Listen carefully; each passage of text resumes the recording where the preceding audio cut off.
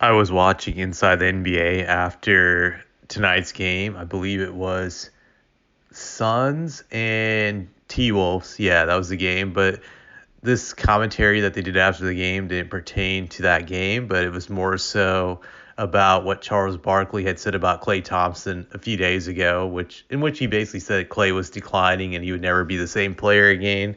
Klay and the Warriors, knowing how sensitive they are, they took it personally and they got emotional about it. Klay basically cried and whined and said like, "Hey, Charles has got to give me more time to come back. It's only been a year and some change since I've come back. I need more time." Blah blah blah. He was basically a guy in denial of just his situation that he's declining.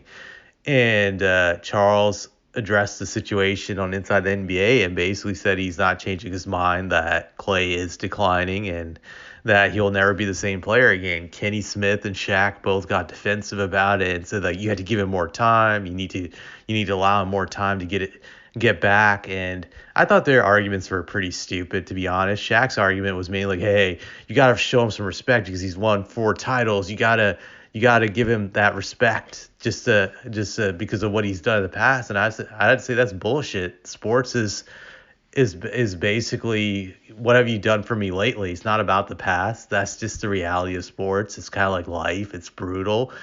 Once once you're not performing in the present, no one cares about the past. It's just like real life. That's the similarity of it. And you just have to accept it. You can't live in the past. So I thought it was a dumb argument, but I thought Kenny's argument was also pretty stupid about you had to give him Klay time to get back to what he was. And the reality is Klay's never going to be that player again. He's never going to get back to who he once was. Those days of being a legit all-star, a two-way player who can play at a high level on both ends of the court, those days are over. They're never going to come back. He's never going to be that guy again. And the reason I say this is because for a few reasons. He's above the age of 30. That's when you do start declining in basketball. That's reality. Guys do start declining around that time. There's exceptions to that rule. There's some great players who manage to play at a high level until their mid to late 30s. So we've seen that, but Clay's not one of those guys from what I've seen so far. The other reason is those 2 injuries he's received the last few years, the ACL tear and the Achilles tear. Those are 2 devastating injuries to have in your 30s. Now, if they happen in his 20s, he would have a good chance of coming back from them. But once you get above 30, yeah, you're done. If we're just talking about Achilles injuries by itself, only 2 guys have come back from that injury and played at a high level. And those 2 guys was Dominique Wilkins and Kevin Durant. But everybody else who's come back from that injury, especially when they're 30 plus, they have never come back from it. We saw Kobe Bryant. We saw him just being washed up once he came back from that injury. He lost whatever first step he had left. He lost his great athletic ability when it came to his hops. It was like he was playing in quicksand all the time when he watched his games. I say the same applies to Klay Thompson. People will just say like, well, he never relied on athleticism. He was a great shooter and that he didn't have to rely on that. And I just say, no, that's a bunch of BS. Klay may not have been an athlete like a Russell Westbrook or a Ja Morant, but he was very athletic. He was great at running around to get open. He made quick cuts. If you watch some of these old games, you could see him cutting very quickly to get to his spots. So he had enough athleticism to get to his spots quicker than the guys who were guarding him. And he had a very quick release. He had very good lift off the ground when shooting these jump shots. All those things go away once you have these injuries. You lose that lift. You lose that quickness to cut. That allows the defense to defend you much better. It's hard to get a shot off against them like you used to be able to do, especially when they contest it. That causes you to miss more shots, and we're seeing that in Klay's game. That's happening a lot. So I think it's foolish to deny the effects of the injuries have had on him. Now, as much as I dislike the Warriors, can they still win with Klay? Unfortunately, yes, they can still win, but it takes Klay swallowing his ego and acknowledging that he's never going to be the guy he once was and focusing on trying to help them win games, just finding a role of how he can be effective for them to get them to win games.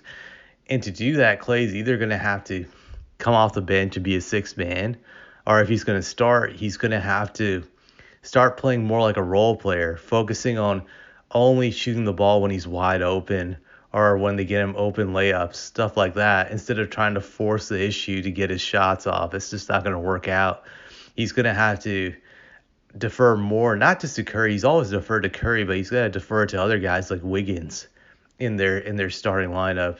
He's going to have to Wiggins is going to have to actually step up, which I think could be an issue for the Warriors because Wiggins has never liked to be even a number 2 guy. He was more effective in the playoffs as a number 3 or number 4 guy last year, if you look at the stats. So they're going to need Jordan Poole to step up as that number 2 guy, I believe. So I think that's a dilemma for the Warriors. I'm not sure if they'll fix it. I hope they don't, but I think that's the way that they have to go if they want to win more games. Because if they don't do that, they're definitely not going to win back-to-back. Will I rule them out right now? No, not yet. Unfortunately, there's still a lot of time for them to get out of this hole. But they had to fix that. And Klay is going to have to do an adjustment, an attitude adjustment, and just accept that, hey, I'm done being a star, and I just want to win games. And how can I help my team win? He's going to have to take like the Manu Ginobili approach, what Ginobili did with the Spurs once he was getting up in age, and just focusing on being just an effective utility guy. I'm not sure if he has the ability to do that. It'll be interesting. Or will Steve Kerr approach him with that idea? We'll see. The other thing about the Warriors is that they're going to need their young guys to step up, which they haven't done so far this year.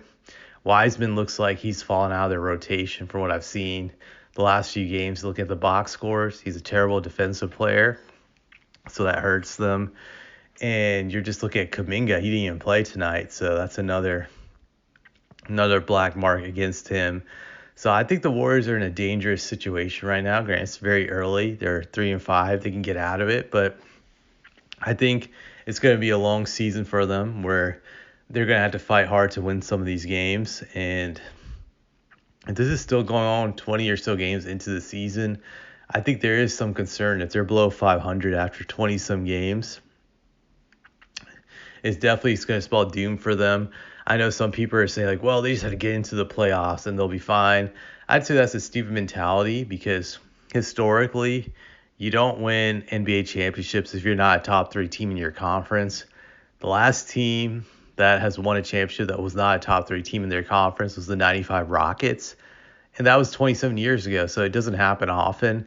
This team has to finish top 3 in the West, I believe, to have a chance to win back-to-back.